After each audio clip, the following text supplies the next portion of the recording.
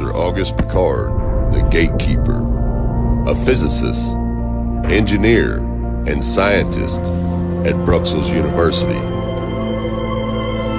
Also an inventor and an explorer, and the first man to ever reach low Earth orbit. A highly intelligent man who was a graduate and a companion of the great Albert Einstein. So join me now as we take a look into the journey of one of mankind's greatest accomplishments and why it's been hidden.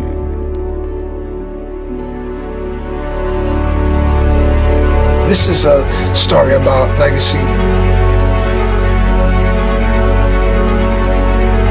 People who know they were put here to do something different, something that would change the world.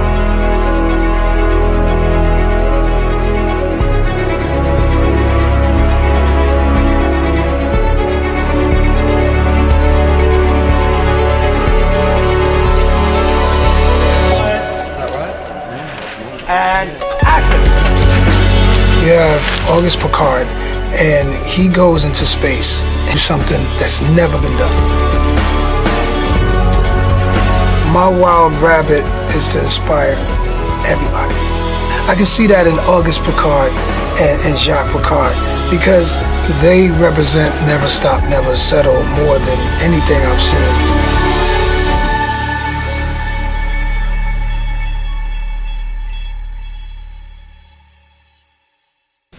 Professor Piccard, the Belgian scientist, started the serious game of searching for the world's roof, searching for the world's roof, searching for the world's roof. Professor Piccard, the Belgian scientist, has ascended to heights never before reached by man to study the stratosphere, that unknown region which surrounds the Earth at a distance of more than 7 miles. Last year in May he reached over 9 miles in height, but this time he was out to beat his own record. 600,000 feet of hydrogen is forced from these cylinders into the balloon. I mean, we're talking about a man who is mathematically and scientifically genius enough to figure out an equation. So we're talking about an aluminum ball that is aluminum on one side, and on the other side it's still aluminum, but it's coated with black paint. That way the guy knew once he got up, he had these little levers inside this aluminum ball that he could pull, that it would turn this thing. And when he got too hot, he would turn the black side of this aluminum ball to the sun so he would cool down. And when he got too cold, he would turn it back around to the shiny aluminum side to warm back up. Now this was a well thought out plan by a genius. This is a down metal gondola which will bring us into the stratosphere. We are going to be lifted up there by Linde hydrogen. That hydrogen will lift us in a place where nobody can breathe and live. But inside we'll have Linde oxygen, which makes good what the hydrogen makes bad, and makes a very comfortable living place for us. Here I would like to show you inside, but we have too many people. I couldn't all bring you this gondola. Very little space. Just enough space for the pilot and me, who is going to do the work on cosmic rays. But I can show a little bit about it. Here is the ring on which the gondola hangs. Here is the rope to which is connected with offering. This here is a roof garden. We want some fresh air, we can go on this here, as long as we are still in the lower air. And then when we go in the stratosphere, we close here. You hand me the cover, please. Thank you. This here is the down metal. Oh, I'm sorry for the noise. This here is the down metal cover, you see, very light. That will come inside, and another one similar will come outside. You take it again, please. We're not talking about a little helium balloon that we see in modern days where everybody's in a little basket floating up into the air.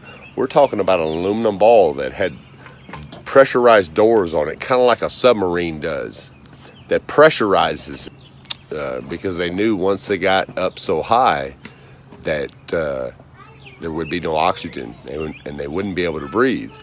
But as long as that aluminum ball was pressurized by those lock sealed doors, just like a submarine, and they had oxygen in tanks, that's how they did it. Old school. You know nothing about this. And it's really, really simple how they did it. The guy was a genius, you know. and they went up until they found the firmament. You know, why else would you have such a crazy idea with so much brains that just like every other man in history, he was curious what was up there. Was it true what the Bible says? Is it true what all the ancients depicted? Accompanied by his assistant, Monsieur Max Cousins, the start was made at dawn from Dubendorf Aerodrome near Zurich. The preparations for the flight began at midnight, but thousands of people had made the journey from Zurich in special trains, whilst a battalion of Swiss troops held down the guy ropes. Professor Piccard himself superintended the arrangement, and then, when all was ready, he clambered inside the gondola which contained a mass of scientific instruments and gave the signal to let go. The balloon rose quickly and eventually climbed to over 10.5 miles above the earth. Just imagine, whilst we were sweltering in the heat wave, he was nearly frozen to death in 15 degrees centigrade below zero. After being aloft for over 12 hours, he eventually landed near Lake Garda in Italy. We were on the scene as soon as the Austrian Alpine troops you now see on their way to the glacier to recover the envelope and gondola in which the intrepid professors had made a perfect landing. After their amazing air voyage, just imagine, twice as high as Mount Everest, the biggest mountain in the world. The gondola, only 6'7" in diameter, you'll notice is half black one side and half silver the other. When too warm, the bright side was turned to the sun. When too cold, the black.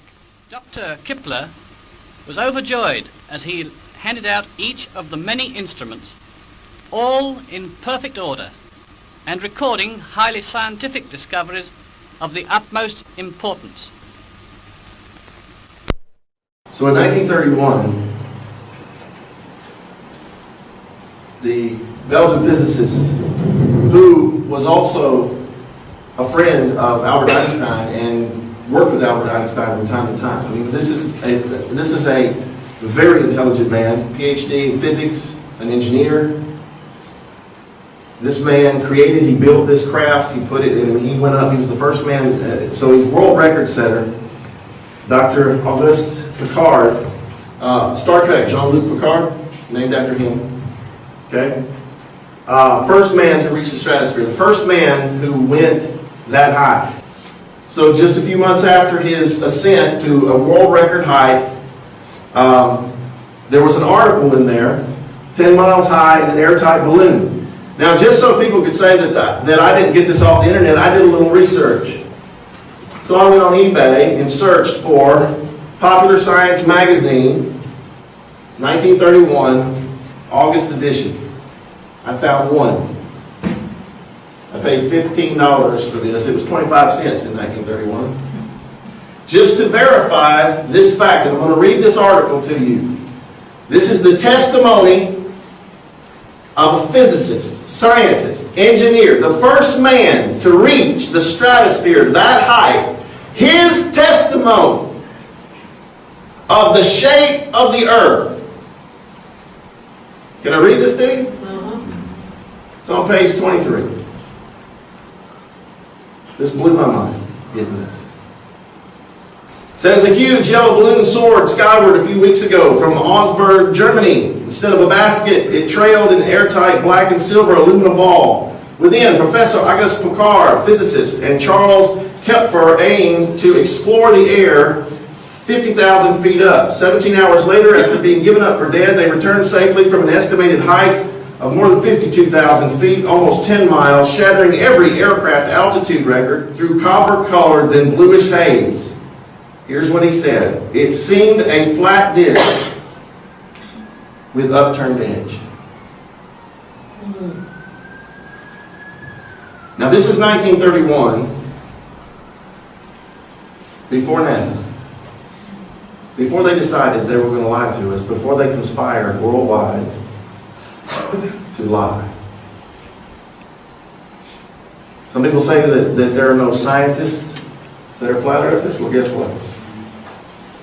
He told you what he saw. What is this magazine?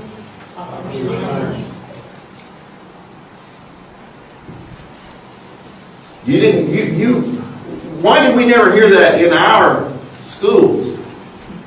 I never heard of this man.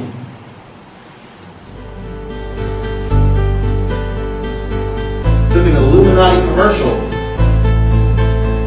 to make me look, who is this man?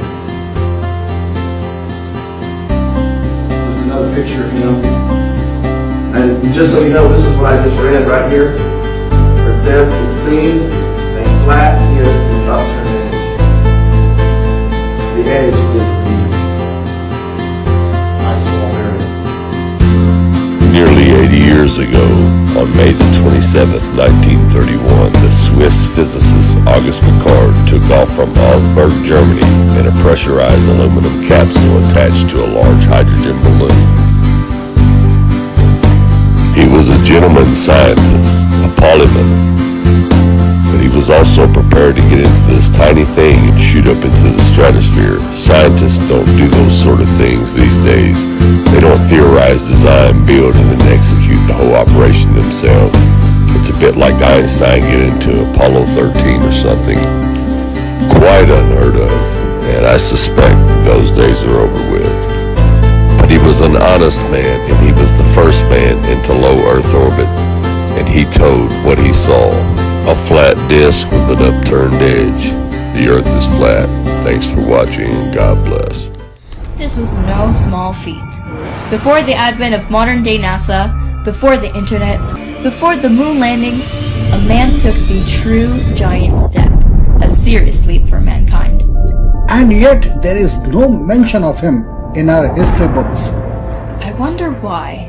Some of them are our true unsung heroes indeed.